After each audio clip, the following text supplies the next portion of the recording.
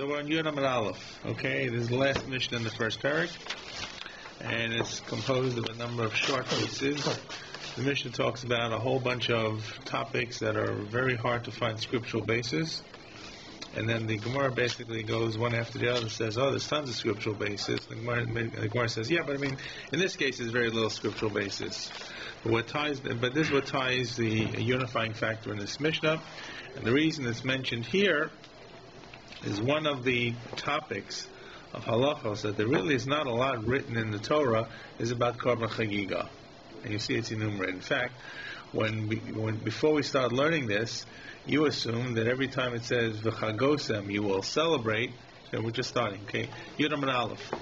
When it says v'chagosem or v'samachta b'chagecha, it refers to the holiday, right?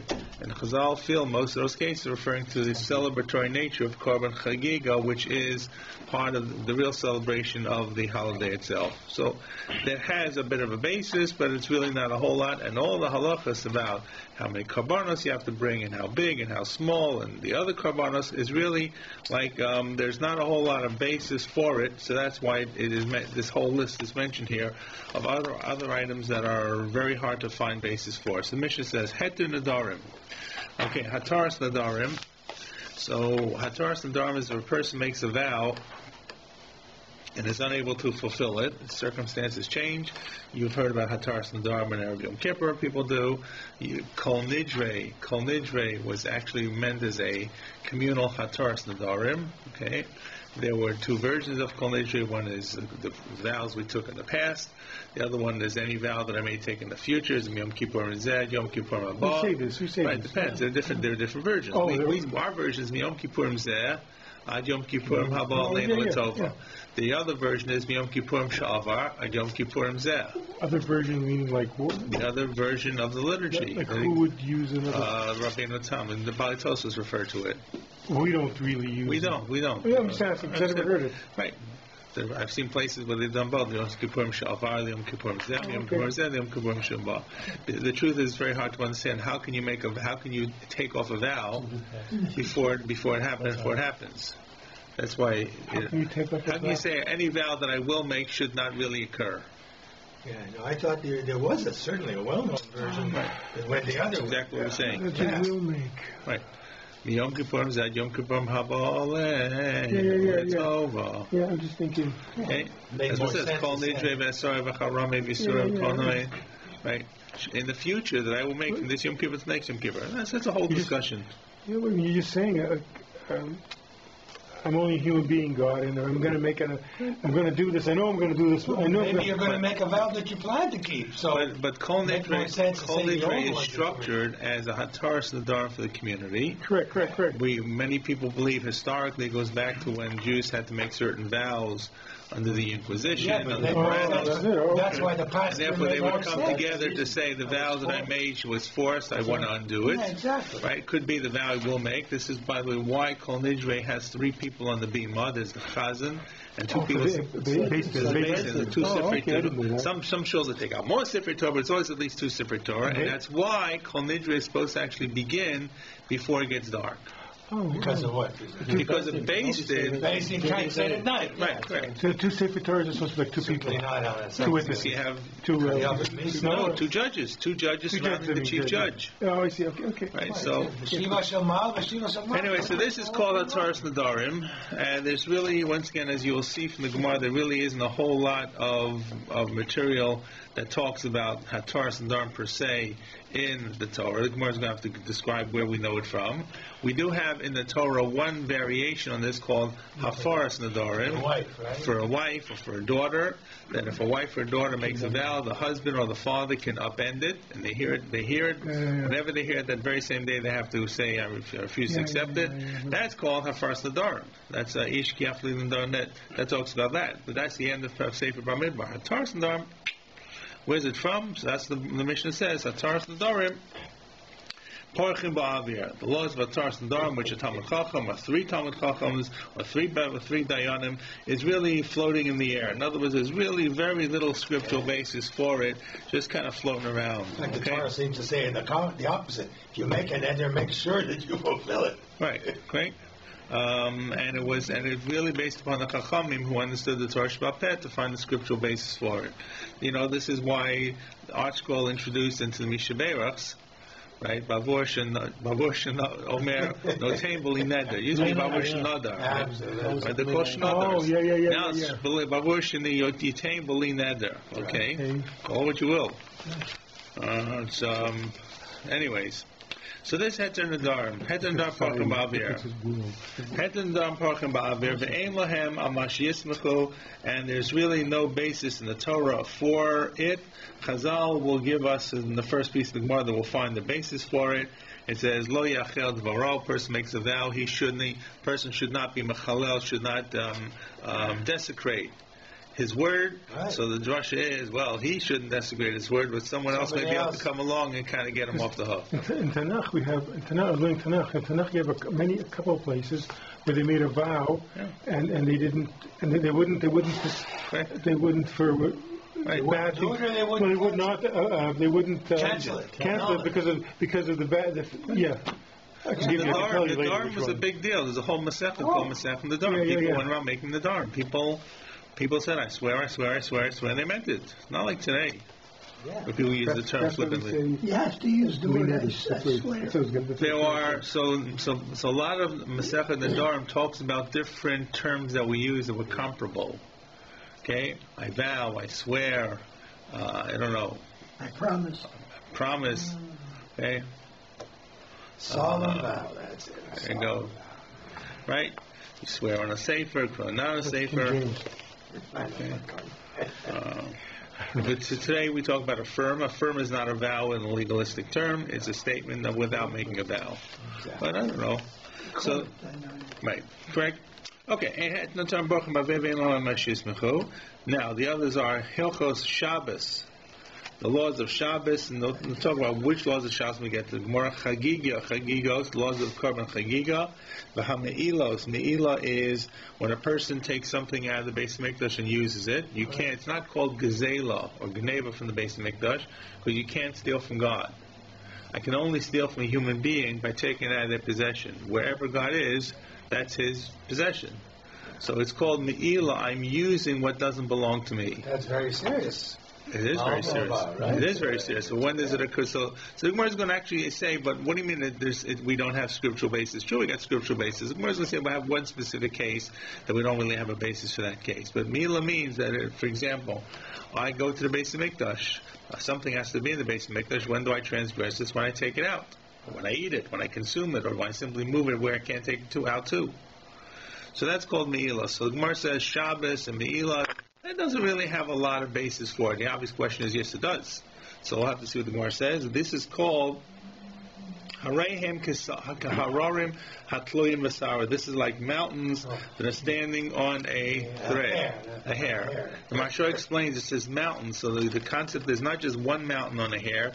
There are two mountains on the same hair, and the mountains don't even shake, come close to each other. Bad enough they don't fall. Bad enough they're suspended, as if to say, but they're suspended and they don't even move horizontally to hit each other. So it's Hararim Tluyim Al Sa'ara. Okay, it means basically there's not a lot of basis for it, right? Anybody ever hear the term that I guess it goes back now over 100 years, Amerikanische Jeden geht auf chicken Fuß, Amerikanische Jüdischkeit geht auf chicken Fuß? No, American Judaism goes on chicken feet? No, never heard. I think it means that the American Judaism didn't have a firm basis. People, I would think so. Like the squatting chicken feet. I never heard of it. Never heard it. I think you made that up. No, I may have heard it. I didn't make it up. Maybe the person told me. No, I may have heard it by 2030, but I can't remember. My mother always said Levin's on Columbus. That's how she America. You never heard Levin's on Columbus? No. You never heard that expression? No. Long live Columbus, like it was a very famous Yiddish type expression. Never heard it. We say how wonderful America is. Levin's all famous. Long live Roosevelt. This I can understand. All right. Anyway, so we have the first one was Het and Adar. Next is Hilchos Shabbos, Chagigah Milos, Aharehem Kahararim Tluyim Basara, which means Sharei Mikra Muad.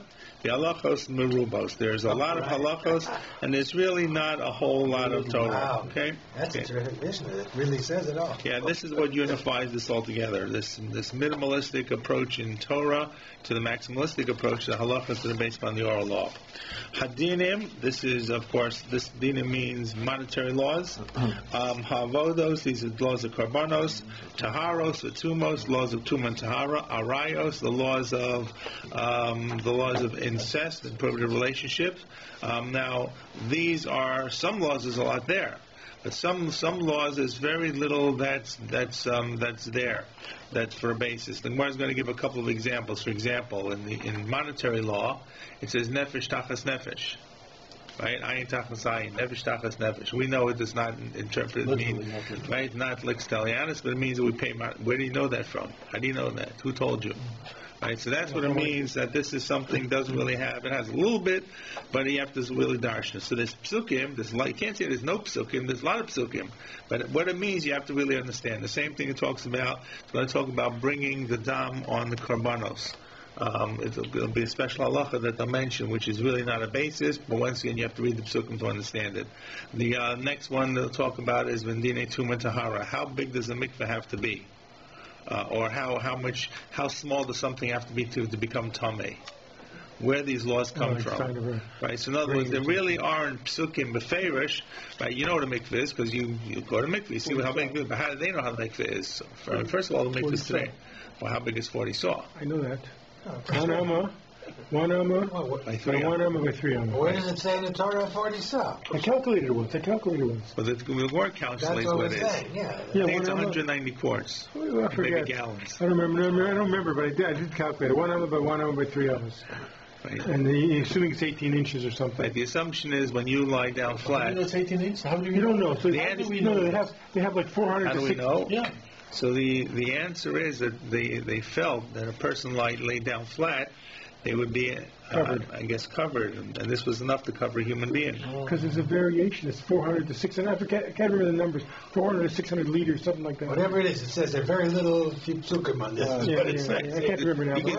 What about the last 4 words? That sounds like it's saying these are fundamental things. So this is yesh lamama yesh yesmechu. There are halachas are learned from psukim. There are real psukim. Right, there's real psukim. You have to know how to interpret them. The cases before there were minimal psukim.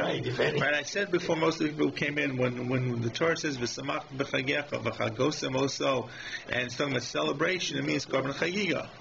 Until we learned this Masechta, we all thought it meant to have good time, right? Yeah. Bring out a couple of beers, celebrate the Yontif. So that really means there's really no scriptural basis for korban chagigah. It doesn't talk a lot about it. In fact, you will remember we talked about the korban right before the base, before Har Sinai. Was it a korban chagigah? Was it a korban riyah? So not even clear what the korban really was, but it's all about a lot of halachas based on low scripture. These have a lot of scripture, but you have to know how to interpret them. So yesh lahem al mashi yismechu. The laws that we learn have a basis for them. You have to have the oral law to make it work. And then the last one is hein gufei Torah. I'm sorry?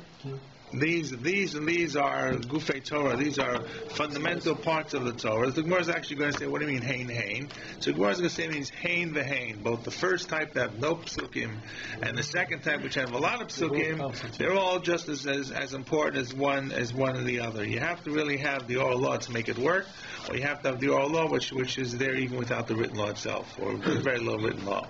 Okay. So this was a whole list of different items that are go back to minimal Torah listing or cryptic Torah psukim and having to interpret from it. Once again, it's a kind of completely separate daf and a half, only included here because it has Chagigah as one of the items. Okay. So Gemara says Tanya, Rabbi Eliezer Omer. We said heter nodar and porchim bavir. And now comes along Rabbi Eliezer to say, no, yesh l'mamash yismechu shenemar ki yafli. When it says ki yafli l'ndor neder nazir, it's talking about a nazir making a vow. So yafli means it's something like unusual, it stands out. So it says ki yafli a little bit later in the psukim, ki yafli l'ndor. B'chiafli l'ndor.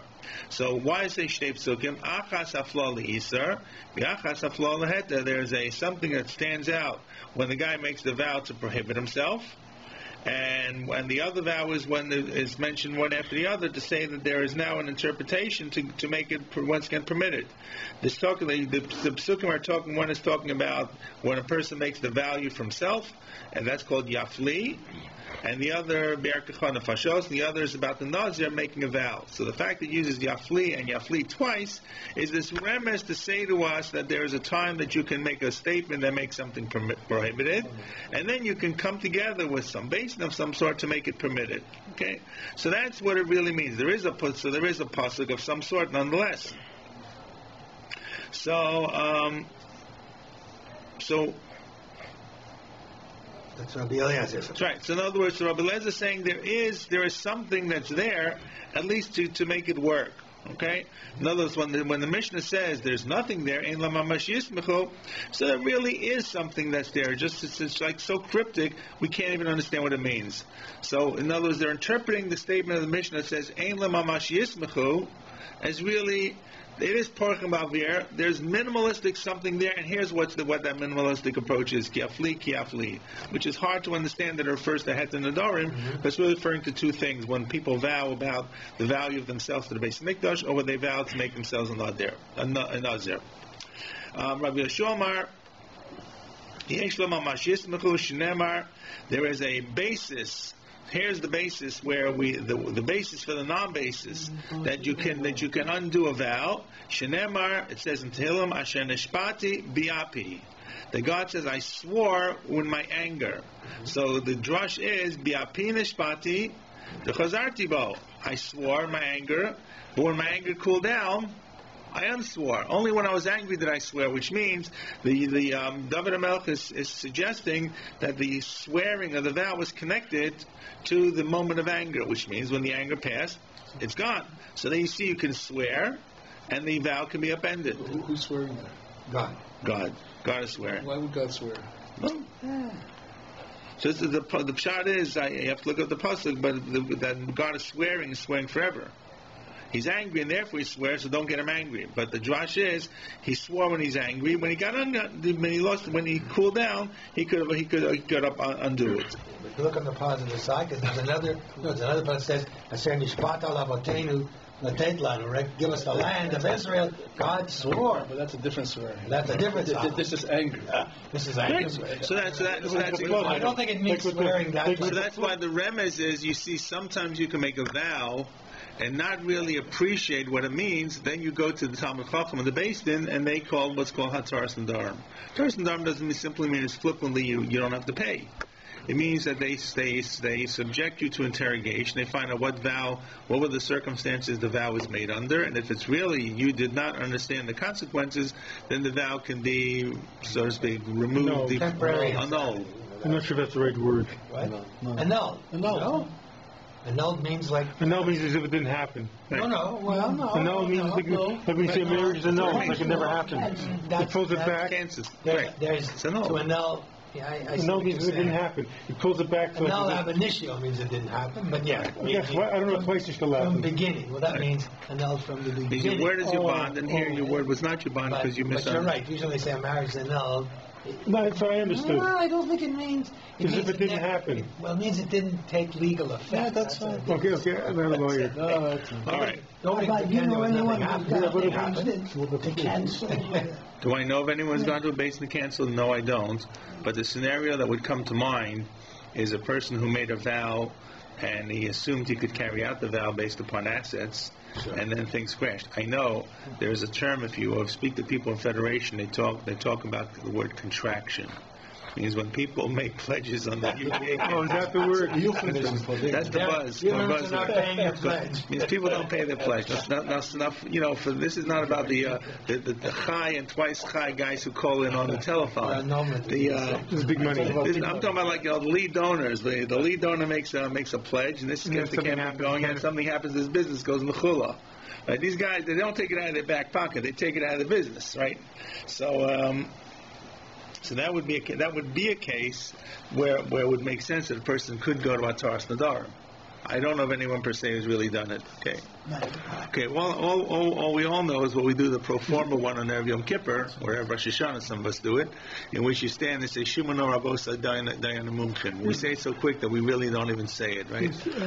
I know when I was a kid, we would have 3 people would listen to 3 people. Yeah. Now you have like 60 people listen to 60 people, and they all flip. It's like I don't know, but it's good. When you make a pledge, is it really a vow, or is it underlying? The underlying condition is if Chas v'Shalom something were to happen, so they all know that. That's what the Hataras Nedarim No, but I'm saying, if you give it a name, you already know that it occurs. So that the pledge isn't really a vow as we know it. It's a vow, assuming everything. You know what I'm trying to say? I don't know, when you get an Aliyah Shul and they give you the card and you take off the card, is that a pledge? Is that a chayvus or not?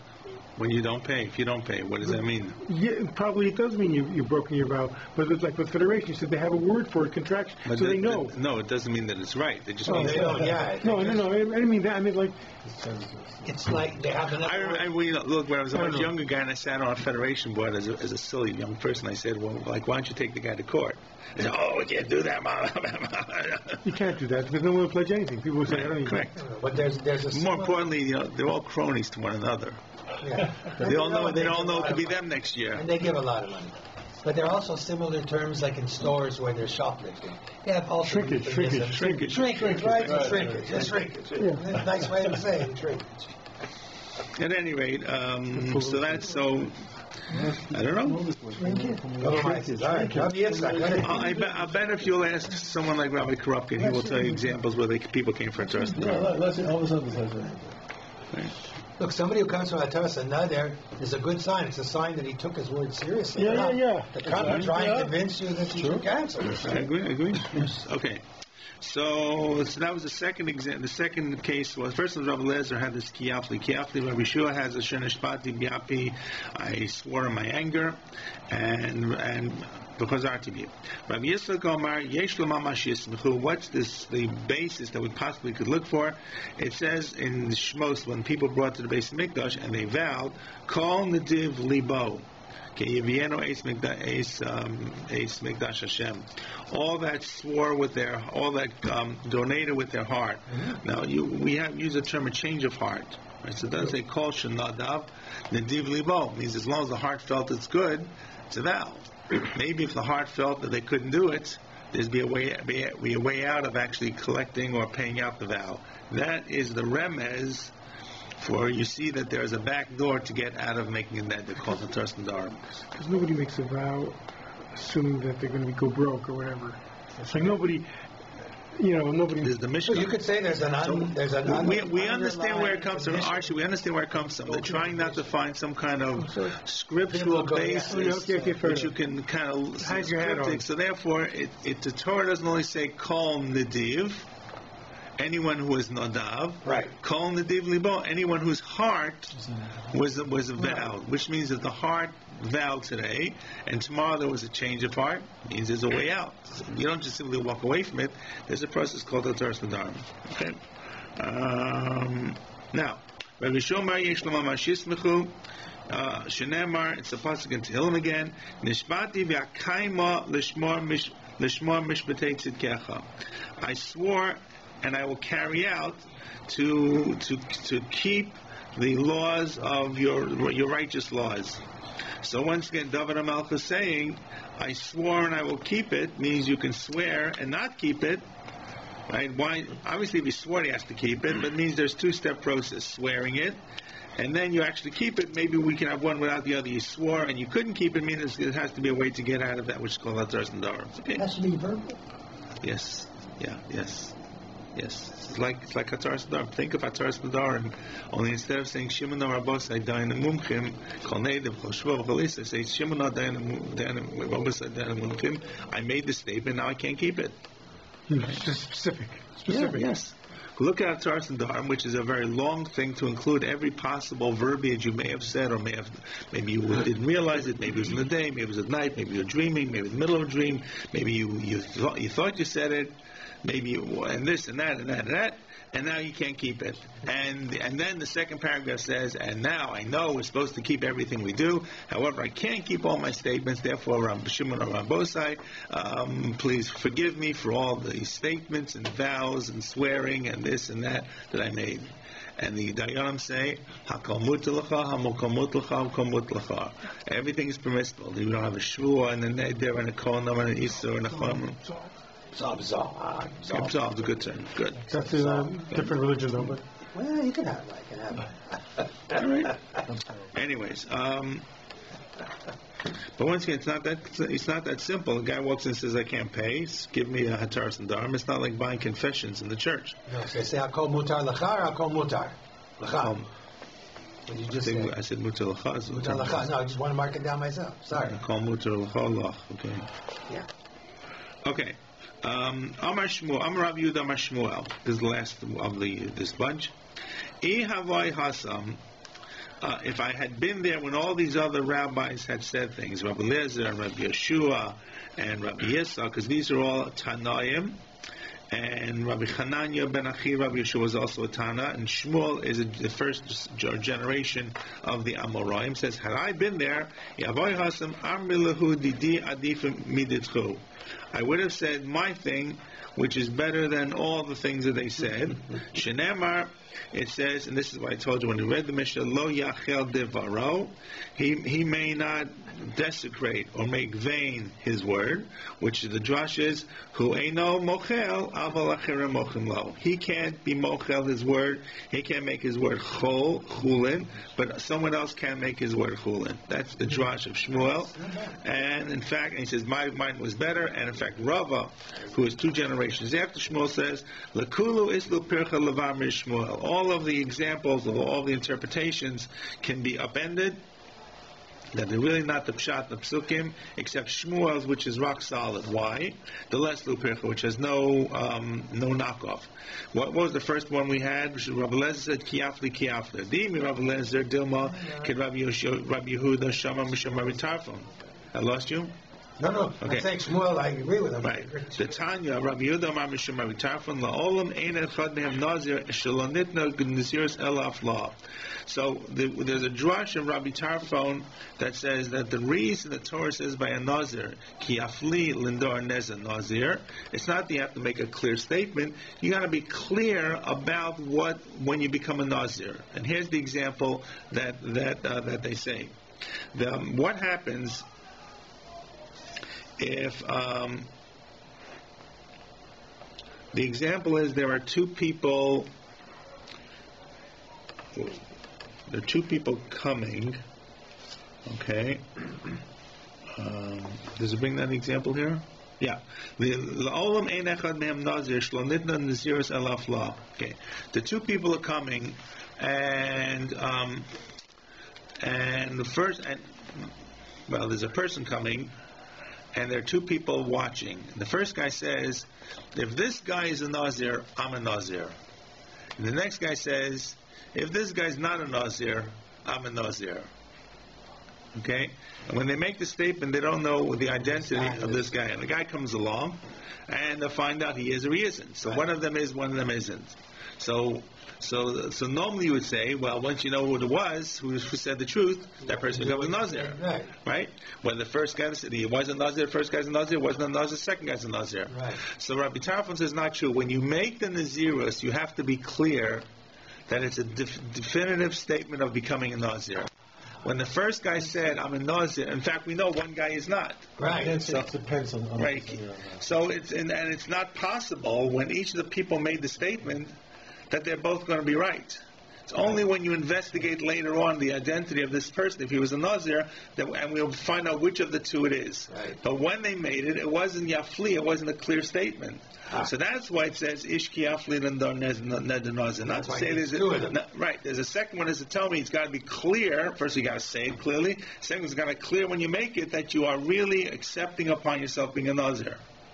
So the scenario I gave you, obviously one of them knew that they were and one knew that they were not. They were playing a game, so to speak. Right. So therefore, the drash we had before, the Rabbi Lezer says, how do I know that you have het in the darm? Because there's Yafli. Not true, because we need the second Yafli to tell me this halacha of Rabbi Tarfon. who says, Shalom din naziris elaf la. The second proof we had was from Rabbi Yeshua. It was Asher Nishbati Bi'api. So Imi Rabbi Yeshua Dilma Hachikama. Maybe this is what Hashem said. Bi'api Nishbati V'lo Hadarna. I swore in my the Lo Hadarna Bay. I swore in my anger, and even though I swore in my anger, I never changed my mind. Not I swore in my anger and I can't change my mind. It's underlying the fact that even though my anger was a causative effect, when I swore, the vow was going to stick. That's what the pasuk strikes here. But it's not about really giving me a hint for swearing and then retracting your statement when you have a change of heart. But you wonder what the pasuk actually said when Hashem said he was going to carry out or he wasn't going to carry out. You have a sitter right there. In the back there's a Tehillim. Tehillim 95. Tehillim 95? Tehillim 95. Doesn't have a translation. Maybe we can figure it out. Tehillim, book 3. What's 95? Kuf. Tzadi Hey. What? Tzadi Hey.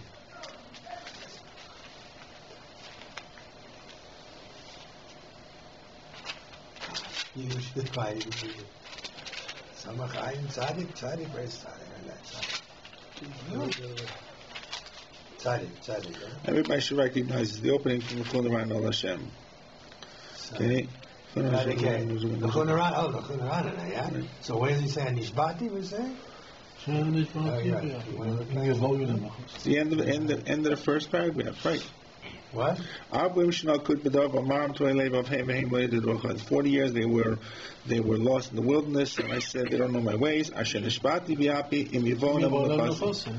I swore in my anger that they would not come in Mivonim L'chosim, they would not come to my Menucha, which of course are didn't change his mind. Correct. But notice the drash was the point of the anger means that even if he had changed the vow is only a vow when he was angry. But you see, if he loses the anger, maybe the vow is off. It ends up being, of course, we didn't go into Eretz Yisrael, right? Yeah, no, he didn't go off. He said that's what it was. Okay. Shabbos service, I'll give you the translation. That's true. That's right. Go to the Shabbos evening service. You'll find the translation of the pasuk. Kabbalah Shabbos. In this here? No. Yes. Yeah. Friday night. Okay. You can find it. Okay. All right. So Volodama. So Imid Rabbi Yitzchak. Then the third one was, or the fourth one was from Rabbi Yitzchak. What would Rabbi Yitzchak say? Where do we learn it from? Kol Nediv Libo. Okay. Lafuke min Shmuel, the Amar Shmuel Gamar Belibo Tzarach Shiotzi Bisvasa. So it says Kol Nediv Libo. So this comes to exclude from Shmuel's statement, which was what we paskin like, that you have to make even if you you believe in your heart, you have to verbalize the vow. So maybe the pasuk is trying to tell me we don't say that even Asher Kol Nediv Libo, anyone even if they said it in their heart or convinced themselves in their heart, is still considered vow. So maybe that's what that pasuk is telling me, that a vow is even valid even if I didn't have to say it. It's not to say Libo, my heart feels this way today and feels something the other way tomorrow. Rather, it reflects upon the fact that the heart thinking it in your heart is enough to actually formalize the vow. Okay? You find it? Mm-hmm. So how does it go? It doesn't say about attraction. No, it doesn't. It says with anger. Yeah, it just says, for 40 years I was angry with the generation, and I said, an errant-hearted people, they know not my ways, therefore I've sworn in my wrath, but they shall not enter my land of contentment. Correct. That's right. That's the pasuk. Yeah. Now the drash was the fact that it talks about wrath means that it's going out of its way, even because God made the vow in His wrath. Perhaps when the wrath dissipates, it wouldn't. The vow could be removed. In this case, if God did not remove the vow. That was the drash before. Now we say no. This is saying that even though the vow was made in hasty wrath, it's still considered vow. You could argue that maybe the vow is not made in full contemplative nature because God swore in anger, and whenever we do things in anger, we don't really think them out. We lose our temper. Nonetheless, that's the reason why nonetheless the vow is still a vow. Okay. The anger is what he is. Yes. So he no, was- the anger. In his anger, he said, "Your carcasses are going to lie right in this Right. desert here." And even though he was angry, it had validity. So, and we didn't go in. So in other words, it's removing the contemplation that the pasuk may say that anger, that changing your mind can be changed if you had reasons to change it. This is certainly Anger, not anger, and so forth. Okay, now. So this Libi thing, I'm a tiny bit. Are we saying because we rejecting? We're trying to say why all of these examples are Yes. not crystal clear or are not good. The others I got. This one I'm having a little bit. So the question is, when you make a vow, do you have to verbalize it or can you even think it? So So we have in the pasuk that you have to verbalize That's it. what I thought. But maybe you could say that this pasuk, as if to say, could be a source Right. that even thinking alone would be enough to validate the vow. Maybe you could say that. Right. And And therefore, if you could say that, it would not be a proof to say Nadiv Libo means that your heart made a vow, and when you change your heart, the vow can be upended by a Taras Nadarim. It wouldn't be approved. Because maybe you follow the opinion that says the vow is even valid, the vow is even valid when you don't verbalize it. The pasuk is telling me that this, according to the opinion of Rabbi Tarfon, that a vow is valid even if you only think it libo. Right. Not it's telling me that when I make a vow, if I change my heart, I can go do a Taras Nadarim. I got you. Okay. If the vow hasn't now I got started, it. if the vow hasn't started, Are we saying the teaching is like if the whatever conditions haven't started, like learning Shmuel. So Hannah made a vow with Hashem that if she had a baby boy, she would bring him to the thing. So one of the commenters say, why don't they do a Taras Nedorim? And I thought to myself, you do a Taras Nedorim, the baby's born, and then you say, no, I changed my mind, then what happens to the baby? Like what I'm saying is, once certain steps have come in, right? You can't Shouldn't say be allowed to change. no because you made a deal and one person did one part of the deal and the other person did. You're saying it's like the Chagigah and the. Like it's already halfway through. So I don't know the answer to the question about No, Taras I'm just Nadarim, talking but the aloud. story itself is about really Hakras Tov, recognition of God's role. Right. But so when the Meforshim say, well, they could have what's his name? Shmuel's Hannah's husband could have. Didn't have a forest Nadarim. He could have. Yeah, he could have done day, it. though. But I'm just thinking. I just think to myself. I just learned this. I'm just comparing it to learn with the guy. But I'm just thinking. How do you annul a vow that already one party has done has fulfilled their part of the consideration, bargain. their part, Their part right? of the So you got bargain. I got it. half of the contract fulfilled. How do you? When Meforshim asks, he could have done this. No, sure. But then you say, well, then we take back the kid. I don't mean to be. I understand. Yeah, no, I do understand. I'm just talking aloud. I don't need an answer. It just occurred But to I me. did get Rabbi Tarfon now. You're saying Rabbi Tarfon says that person does have Tarfon, a no. role to He play. said, why He's did he trying say to that? teach you that even in your heart might be good enough. Correct. Gotcha. Okay, next. Okay, next one. Imid Rabbi Hananya ben Achi Rabbi Yeshua, who said, it says, Nishbati v'akaimo l'shmor mishpatei tzidkecha. David says, I swore, and I will carry out to watch your righteous mishpatim laws. So, Dilma Rabbi Gidl Amarav maybe follows the following idea from Rabbi Gidl Amarav, then Rabbi Gidl Amarav, Minayich nishboim l'kaimus a mitzvah. How do you know that you can vow, according to the opinion of Rav Gidl Marav, you can vow to carry out a mitzvah? How do you know this kind of vow is considered a valid vow? Because really, what are you doing? You're nothing. Right. You're obligated. You're already in this called Mushba Mehar Sinai. You already vowed at Sinai that you have to do the mitzvah. Now a person said, I'm going to keep Shabbos. I'm going to eat kosher. Right? I'm going to go to shul tomorrow. We're supposed to go to shul tomorrow, right? Whatever it means. So you could argue, and some do argue, that this kind of vow means nothing. And now, why would a person make that kind of vow? So the reason to make the vow is simple. You kind of sometimes listen to yourself more than you listen to the voice of God. You put yourself up to a challenge, right? So you want to make sure that you do it, so you make a vow to say, I will do it. Right? You make a resolution. You say, like, it's not trying to Like a New Year's resolution would be a vow? No, but let's say... New Year's resolution why do you could be a make a vow. New Could be a Year's vow. resolution? Could be a vow. That's the same thing. You say, I want to do this, Today's lose Blue- weight today's- or whatever. Today's Blue Impose Monday. on yourself. What's Blue Monday? Today's Blue Monday. Today's the day that people are not keeping their resolutions. They suddenly wake up. What's this? Oh, I didn't know that. What? Today's Blue Monday. Blue Monday. Apropos, we're learning this. People realize this is the day that people get very depressed. Because they suddenly realize... that first of all, they realize they ate too much over the holidays, and they realize that they've made certain resolutions, and lo below they're wrong. They haven't moved anywhere. Okay.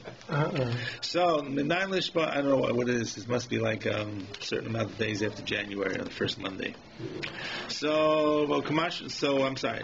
So, I'm skipped one. Menayin Lishma, L'kamas Mitzvah, Shnema Nishpati, V'akaima Lishma Mishpatei Tzidkecha. Okay. So, maybe that for this person follows the opinion of Rabbi Gittel Marav to say the pasuk is telling me that I can vow to carry out the mitzvah. You see, David HaMelech says, I swore, and I will carry out Mishpatei Tzidkecha. Now, if David HaMelech can make that vow, it means a vow. If he can do it, I can do it. So even though it only has really secondary meaning, and when you swear, by the way, a real vow is you're swearing by God's name. It's not I swear, I swear. Oh, it's Hashem. So you're doing Shem Hashem to do something that God told you millennia ago to do. Nonetheless, okay. That's the opinion I can do it. But Shmuel, so all of these have a weak point. They can be removed or knocked off. The Shmuel, let's say Percha. What's Pircha again? A Percha is a reproof, a break. Percha means to break something. You said, yeah. Right. There's no ability to break Shmuel's proof. He said, what lo yachel devaro.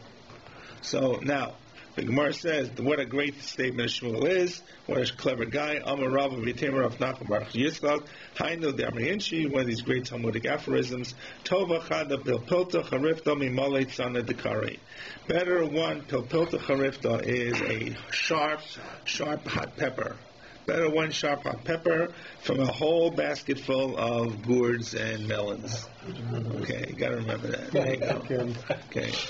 One sharp pepper is going to give you the real push more than all the gourds and cucumbers and melons, whatever they are, curry.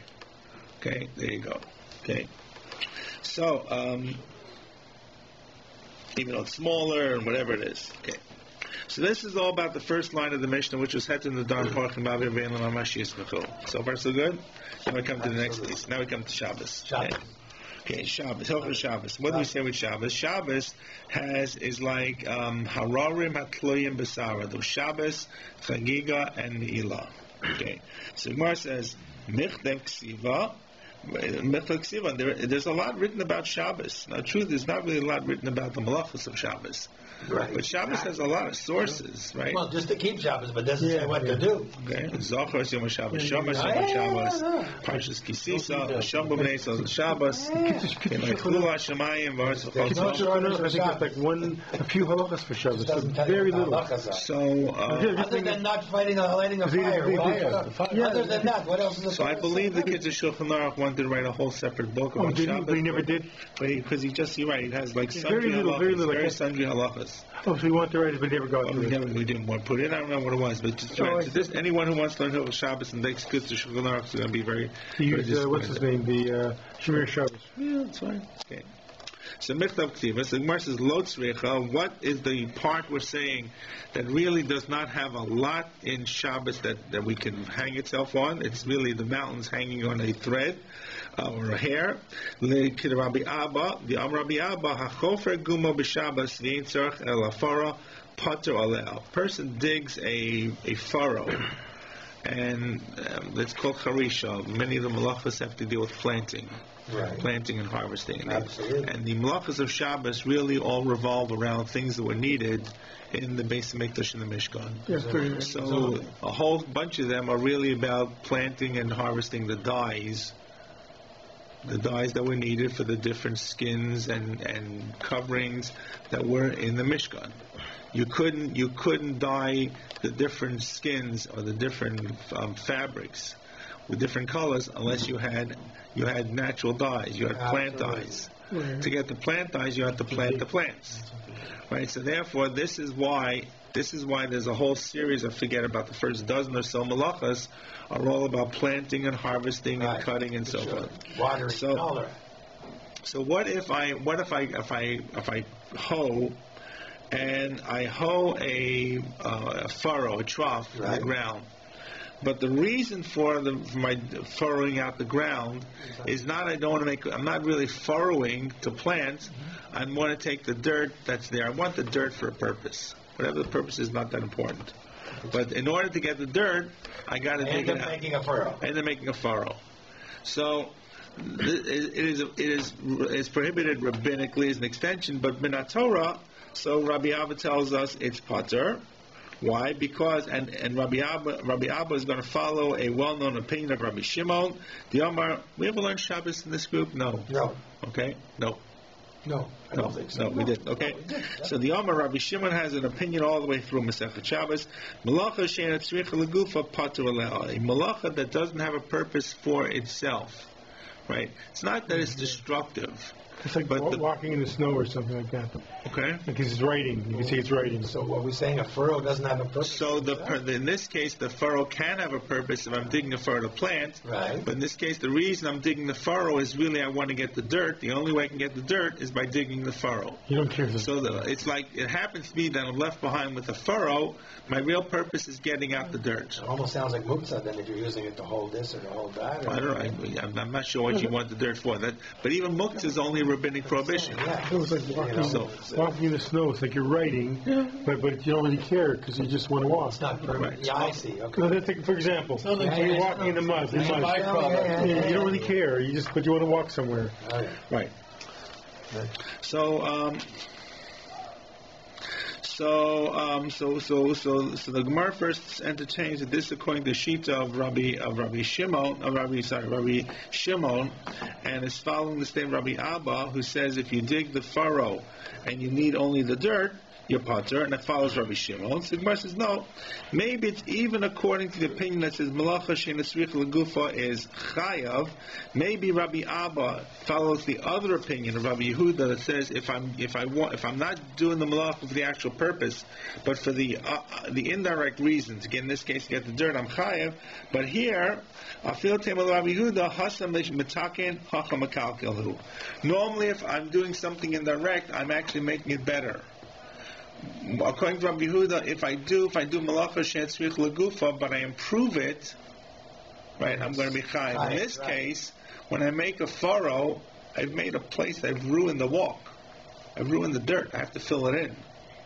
So by the reason I'm pater is not because I'm using it for the dirt. The reason I'm pater is because my malacha is not a constructive building. It's not a constructive act. It's a destructive act. Right. Which is okay. So which is okay on Shabbos min HaTorah. Yeah. Now, but so and we're going to and therefore this halacha. Okay, let me come back to this. Yeah. This halacha that we're saying is a halacha that's like a mountain built on a little bit of a piece of hair, piece of thread. So because this seems to be supporting what the Mishnah said that the halacha of Shabbos, this one is hanging by whatever, right? It's hanging by a thread. Yeah, exactly. Right. Now, so that's when it means that Shabbos has a mountain that's hanging on a thread. We're referring to this kind of halacha, which you would normally think the guy takes a hoe and digs a furrow, should be chayav. Absolutely. So either he's going to be he's pater, either he's pater because it's malacha she'ena tzricha legufa, or because it's mekalkel. Right. Right. In either reason, he doesn't want the furrow, or he doesn't want the furrow, and the furrow is destructive. Now, but having said that, so what's the lo tzricha part? That's maybe I'm missing. No, the Gemara says we need this for the halacha of Rabbi Abba, who says when you dig a furrow and you take out the dirt from it, you're pater. This being the statement that it's hanging. This being the statement that Rabbi Abba is following Rabbi where's lo tzricha? I'm saying the thing that we do need. The first thing says. Okay. The Mishnah said that Shabbos is about a big mountain built on a tiny thread. Right. Which means the mountain is the Torah Sheba'al Peh. Right. The thread is the written law. The Gemara says, there's tons of psukim about Shabbos. Right. Why are you saying it's like a thread? Okay. And the Gemara's answer is, but this halacha that if you dig a ditch and you you. want to take the dirt out of it, that's the purpose This of is digging good it, example. that you're That's potter. why. Why you potter? Either you're potter because Mekalka, Right. because it's Malacha Shetzrich Lagufa, or you're potter because Mekalka. But you're potter. Gotcha. This example is an example of something that's a big mountain Hanging that's built on a thread. Gotcha. Now, so what's the thread? So when you say you got a big mountain that's built on a thread, that's different than saying before that it's Ein Lamamash Yismachu. It means you got something that's very flimsy that is based upon. Uh-huh. So the Gemara says, the last two words, My karar matloim basara. What does it mean that this mountain's built upon the hair? Mm-hmm. So the Gemara says, Meleches machsheves asra Torah, or Meleches machsheves lo ksiva. When the Torah talks about doing work, malacha, it talks about, it has to be meleches machsheves, it has to be intentional work that's going to do something. Sure. And where do we know that from? How do we know that work has to be intended to do it? And therefore, either when you're digging the furrow, you're not intending to dig the furrow, you just need the dirt, or you're not intending to dig the furrow, you need the dirt, and you're ruining the ground. So where do you know this from? So Rashi points out that we have, in the beginning of Parshas Vayakel, it says, Moshe talks about building the Mishkan, and then the next pasuk talks about Shabbos. Yeah, for sure. So when you built the Mishkan, people intended, they were bringing things intentionally to build the Mishkan. Right. Therefore, when it talks about doing malachos, the conjunction of Shabbos, the malachos of Shabbos, lo sasu malacha, means malacha that is intentional, the same way that was intentional to build the Mishkan. That is a very flimsy connection. But that's the basis why Melech of Shabbos has to be Meleches Machsheves. And if I were to not, and therefore if I don't intend to do anything, and I happen to do the Melacha, it's surely not prohibited. Sure. Right? In this case, I have a different intention. But what if I didn't intend to do the Melacha and I do it? Right? Yeah. So that may be permissible altogether because it's not Meleches Machsheves. Yeah, but I'd be interested in seeing later, because I always had the feeling, because it was Samuch, that taught us which malachas we couldn't do, namely the ones in the Mishkan. But here we're saying that its purpose is simply to tell you it has to be intentional, as opposed to, Right. the malachim that we're connected with. So, sometimes they say, right, but if it's used for this purpose, what's, right? In other words, why can't you do all these malachas on Shabbos? The specific 39, let's say, or whatever. Right. So presumably, They learn out from the... well, but just the fact that the next pasuk says, Eish, right? Let's borrow Eish. the Var Eish is that's a very definite There's one. a book up there you can get practical. No, I'm just saying, I always thought that the fact that they were close was the idea, but I didn't learn that emphasized the fact that it had to be Machsheves. That's what I thought. A different concept. So if you do something explicitly on Shabbos, You do something well? actually, you turn a lot down. Yeah, no, you could say that's fine. No, I have no problem. I have no problem. So if you with do saying- something accidentally, it's only going to be probably prohibited midrabanan, rabbinically. So that's... We have a whole lot of rabbinic additions to the laws of the Torah. Right. It's like, yeah. Tons of stuff, but in terms of the actual malachim in the In Torah, other words, I agree with what they just said here, yeah. Presumably, if you're going to tie it in with the Mishkan, it has to be intentional. But of course, who said that tying in? So make up your mind. Maybe it goes together. Maybe you learn those are the 39, and obviously they have to be intentional. Presumably, like a secondary. right? Sorry, I should have kept Okay. Right. So there are all kinds of things we learned from the psukim here. Eila Devarim. Eila is the gematria of 39. It's actually no, it's not. It's gematria of 36. I like that. Okay, but the Eila Devarim. Eila's I think 39. 39, yeah.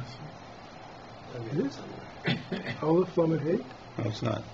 Aleph, Lamed, Close. Okay. Lamed is 30, Aleph is 1, Hey Rabbi, go back. 36. Okay, so the fact that they're close to each other says Eila Dvarim is going to relate the malachas of Shabbos. It's not the gematria. It's the fact that the Shabbos is next to the Mishkan. That's what I always considered, exactly. Because it comes right after. It says, et Shabbatai Tishmaru, right? Right after the pasuk on there. So there's a whole bunch of stuff, but one of the things they say they learn from here is the fact that it has to be Meleches Machsheves. Meleches Machsheves is not really that clearly defined in the Psukim. time, and therefore this is the sa'ara, this is the sayar, the thread, the hair thread from which it's hanging, that if you do something such as digging the fur to get the dirt, either according to Rabbi Shimon or according to Rabbi Yehuda, you would not be chayav. Gotcha. Okay. Perfect. Good. Let's see. We'll see if we can do the next one. It's a bit long. Okay. Next one is the topic of our Masechta Chagigah. Okay. So the Gemara says Chagigos is also. This is the second line on Lamed Bet. Chagigos. So the Gemara says once again Michtav Ksiban. It's the laws of Chagigah are written in the Torah. What do you mean they're not written in the Torah? What do you mean that they're hanging by a hair's thread? So Lo Tzricha, the Gemara says no. We need a L'chadam Alei Rabbi Papa Abaye. Mimai Dahai v'Chagosim Oso Chag L'Shem Zvicha. In other words, how do you know that the pasuk says when you will celebrate a celebration to Hashem, that it means you're going to celebrate it? Chagosim, and Chag refers to the korban, the Zvicha. That's a very good question. Right? Dilma, Chogu Chagakam, means celebrate a celebration. Chogu Chagakam Rachmana. So how do you know that it means a korban? So Gemara responds and says, wait. Let's go back to the other place where we know about Chag in the Torah, when the story of Moshe and Paro, Moshe says to Paro, give us 3 days and we will celebrate in the Midbar. So Hachanami, the Chogu Chagahu, is Moshe saying we're going to celebrate? Moshe is saying we're going to bring karbanos in the wilderness. Let us go, and we'll celebrate and bring our sheep there, which is your God. Maybe it's saying that's really what Moses is saying, that we're going to celebrate in the Midbar. Moshe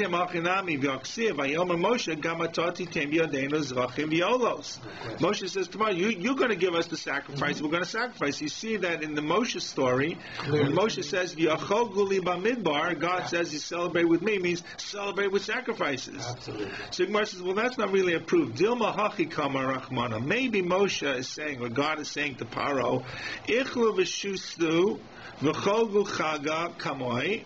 You go and eat, drink, and be merry with me in the Midbar. And then Moshe says to Paro, you're also going to give a sacrifice as well. Maybe Chag, for Moshe speaking to Paro, actually means holiday. But also, you're going to give us sacrifices. So maybe Chag refers to holiday, and Chag does not come to tell us that it means bringing a korban Chagigah. Okay? Also, so the Gemara says, wait, how can you say that? And the Gemara now knocks it off. It says, Pasuk says in terms of bringing one of the karbanos, I think it's about bringing the korban, maybe the korban Pesach, I'm not sure. Or maybe it may be the korban Pesach or a different korban. It says you're not going to leave the chelev chagi ad boker, the fat of chagi. What does that mean? So it looks like the fat of the korban chagigah. Now what's the other alternative? Esau Gedait does the chugahu. He said you're not going to leave over the fat of the holiday. Tarbala chuga islay. Is there fat for the holiday? You're not going to leave. What does that mean? So the Torah says you're going to eat the fatty part of the meat, not leave over the fat for the morning. The fat of what? The fat of the yontif. What does that mean? Well. For Dilma Hakikama, maybe the Torah means Hakikam Rachmana.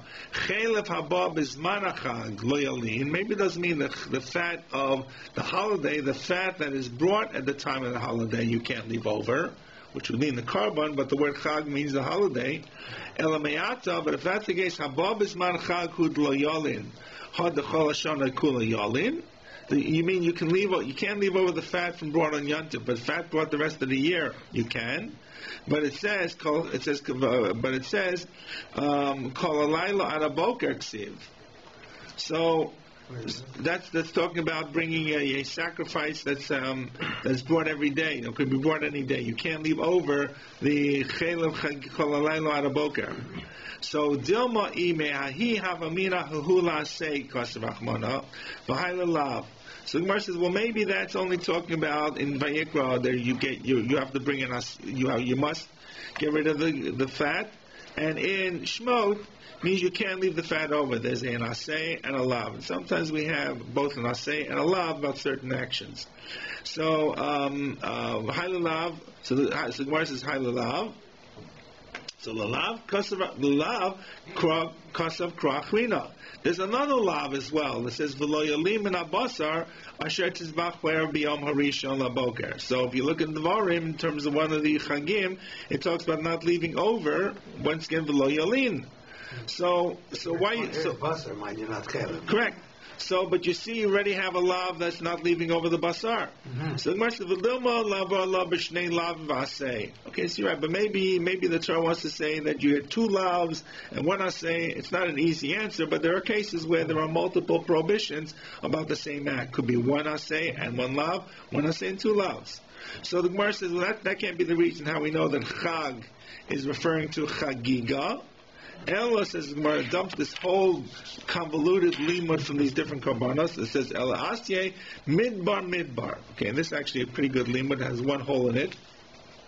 It says Ksiv Hacha, Moshe says to Paro in Shmot Hey, V'yachol gli b'midbar, which either means, what are the two choices when Moshe says to Paro? Either we're going to celebrate with karbanos, we're just going to have a good time. Let's have a good time.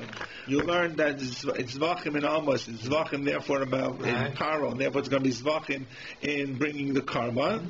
So why is it hararim tloyim b'sara divrei Tami divrei kabbalah lo yafinam? We never learn. We don't have a real limud of a Torah level prohibition or act that we learn from the Nevi'im. So Divrei Kabbalah is a buzzword for the Nevi'im. It comes up a number of times throughout the Gemara. The Nevi'im were called Kabbalah, not because Kabbalah like you think the Kabbalah Center, but Kabbalah means they received. Right? And in the same way that Moshe was the first Navi, Moshe Kibal Torah Messinai, Moshe Yeshua Canaan, so they passed along this Kabbalah and everything. Some Rishonim say it's a Kabbalah from Moshe. Some say they get the Kabbalah from Yeshua, like Pirkei Avos says, Moshe Kibal Torah, Moshe Yeshua Canaan. Some say that the role of a Navi actually was to pass along the tradition. And which means to say the Nevi'im had two roles in the days of the Beis HaMikdash, in the days of Tanakh. One was to be prophets, and the other was they were the resident scholars. They were entrusted with maintaining the Masorah generation after generation. You don't find rabbis in the days of Tanakh. Who they go? So at any rate, the word Divrei Kabbalah is referring to Nevi'im. So to have a pasuk in the Torah that we learn by comparison to a Navi, that's kind of shaky. That's the mountain built upon the hill.